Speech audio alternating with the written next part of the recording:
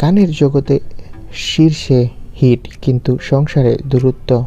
৩৫ বছরের আক্ষেপে ভরা এক প্রেম, অলকা ইয়াগনিক। বিস্তারিত জানতে ভিডিওটি দেখুন।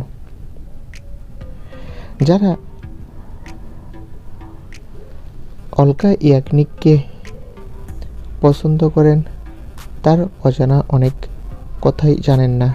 যার গলায় প্রেম, বিরহ, আনন্দ সবই যেন জীবন্ত হয়ে ওঠে, অথচ সেই শিল্পীর নিজের দাম্পত্য জীবনটাই কাটল দূরত্বের মধ্যে।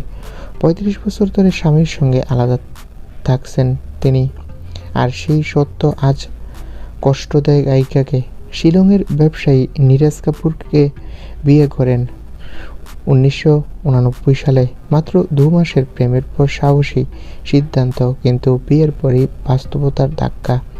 অলকার ঠিকানা মুম্বাই আর নীরজের জীবন শিলং কেন্দ্রিক।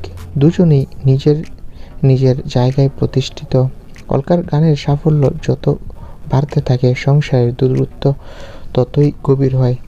কাজের চাপ, কনসার্ট, রেকর্ডিং সব মিলিয়ে সংসার পিছনের সারিতে চলে যায়। এমনকি একটা সময়ে সম্পর্ক এতটাই নীরব হয়ে যায় যে বছরের পর বছর দেখা সাক্ষাৎ বা কথাবার্তা বন্ধ ছিল। তবে সম্পর্ক ভাঙেনি।